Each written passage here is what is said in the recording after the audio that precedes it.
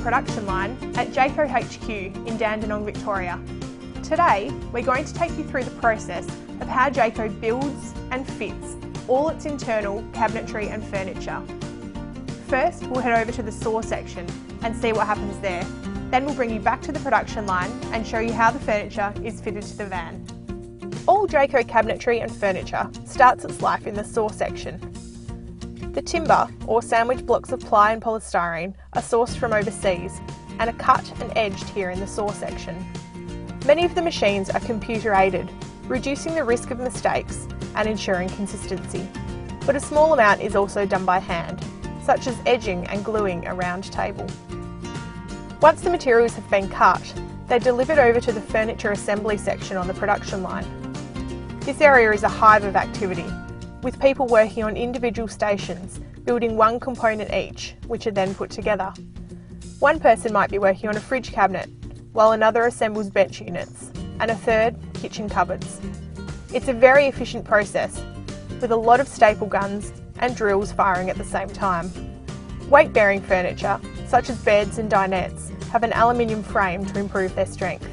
Once the components have been assembled, they're dispatched to the production line, ready to be installed. As caravans are built from the inside out, this happens fairly early on in the production line. If components require appliances, like a fridge, these are preloaded into the furniture before it goes on the van. Small components are simply lifted onto the van's floor, while larger components, like fridge units, require trolleys and several people to lift them. The furniture is loaded across several stages of the production line before it's all screwed down at a later stage. The soft furnishings are an important part of the van's internal fit-out, and these are all made on site at Jayco. All interior and tent fabrics are cut on the cutting floor by a vector machine, which is similar to a CNC router. Once the fabric is cut, it's moved upstairs in an elevator to the sewing section, where cushion covers, tents, pelmets, curtains and more are made. Downstairs in the filling room, these covers are stuffed to make things like cushions. Jayco furnishings are stuffed with a high quality antibacterial Dunlop foam in varying densities and grades. The filling is done with a vacuum. A piece of foam, cut to shape, is laid across a table full of holes with a vacuum below it.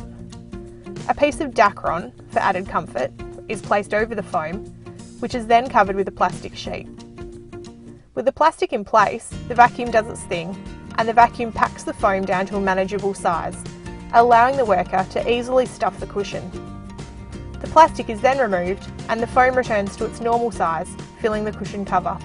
The sewing section keeps in excess of 50 fabrics, all Jayco's current lines, as well as old stock, in case they need to fill an order for a repair of an older model. About 47 people work across cutting, sewing and filling, producing all the soft furnishings for about 50 RVs a day. Back on the production line, the expander's tents are installed and the soft furnishings are added at the very last stage before the van undergoes its final quality check. While quantity is what Jayco is best known for, quality is also vitally important here. Jayco's Manufacturing Operations Manager Chris Ryan explains how the quality control process works on the caravan production line. On the caravan production line where the expander runs down, we have two independent quality gates. Those gates are gates, as in the product is not released until all the issues that are found are rectified. So we have two stages and then we have a final quality audit which happens at the end of the line.